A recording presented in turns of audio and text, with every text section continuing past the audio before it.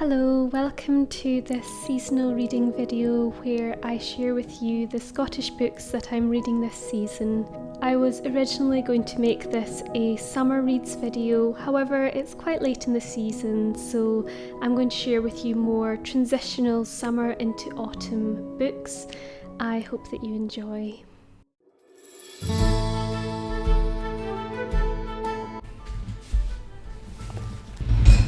I'm going to begin with some slightly lighter romances, kind of beach read kind of vibe. First of all, we have The Bookshop on the Shore by Jenny Colgan.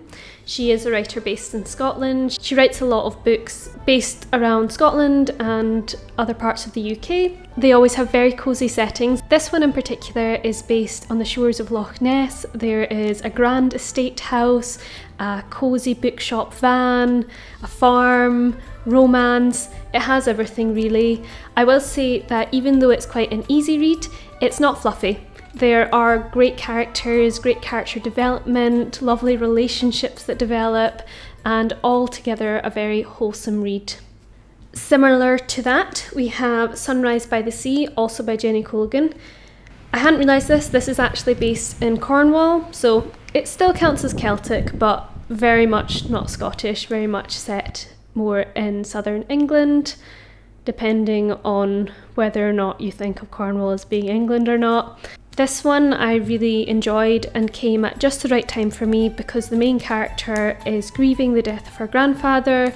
I was reading this just as my own grandfather passed away, so it was very poignant for me, and it's all to do with her processing her grief. She escapes from the busy London town and goes to the seaside. She lives in this very remote place in a seaside town in Cornwall and processes her grief and comes out of her shell, and it's so beautiful to watch the character develop, and I can wholeheartedly recommend it.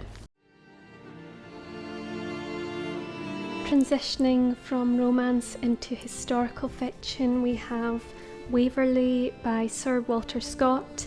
I realised bizarrely that I have gone the entire year of reading almost exclusively Scottish books and I haven't had a single Walter Scott novel, so I'm rectifying it with this. It is about a young man who is stationed in Scotland with his regiment, and he finds himself discovering a whole other way of life that is so different to what he has known, and explores an older world of honour and loyalty, as the blurb says. And it also has a very beautiful cover, which I really like. Speaking of beautiful covers, we have The Secrets of Blythewood Square by Sarah Sheridan. And this is set in 1800s Glasgow. It is a Victorian historical novel all about friendship and scandal and mystery. Moving forward in history, we have Sunset Song. Sorry, there's a bit of a glare there. Sunset Song by Lewis Gibbon. This is set prior to and just after the First World War in Scotland. It's about the change and turmoil in a rural community and a character who is seeking to come to terms with that. It was also apparently voted the best Scottish book of all time in 2005, so that definitely makes this worth a read. Now, mystery is of course a foundational genre of Scottish fiction, so we have first of all The Secrets of Thistle Cottage by Kerry Barrett. It's about a woman who flees to escape a scandal in the modern day, but in the process ends up digging up all this historical intrigue. I don't know much more about it besides that, but I am very much looking forward to reading this. Next we have The Stalker by Sarah Alderson.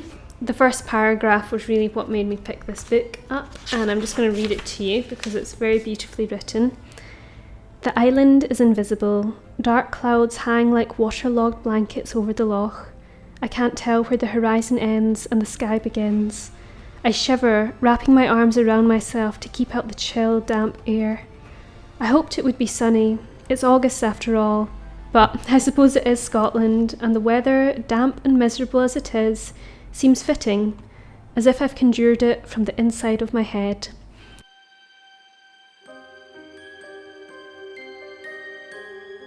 For fantasy/sci-fi, I have two very autumnal reads for you. The first is The Ghost Cat by Alex Howard. I am so looking forward to this one. In this book, you follow a ghost cat named Grimalkin, as he traverses the streets of Edinburgh for over 100 years. I think this is going to be quite an enchanting read. Next, we have Frankenstein by Mary Shelley, which is partially set in and inspired by Scotland, particularly the Orkney Islands. This is, of course, a classic. I've never read it before, and I think it will be the perfect spooky sci-fi/fantasy read for early autumn time. For non-fiction, I have Scotland, A Concise History by Fitzroy Maclean.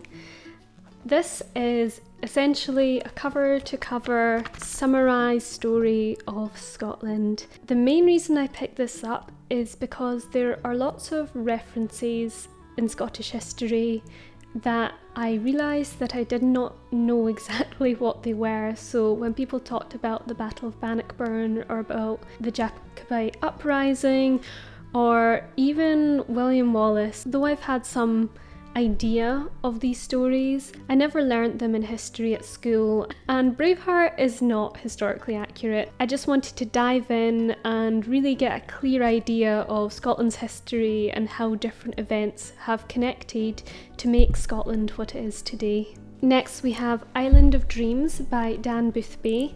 This is about someone who has a lifelong love affair with this small island near Skye and eventually decides to go and live there on a remote hut in the middle of nowhere and volunteers to restore the island. It's about boat rides and otters and seals, about wildlife, restoration and writing. It's also very beautifully written as well, and I've, as you can see, already got halfway through and I'm really enjoying it.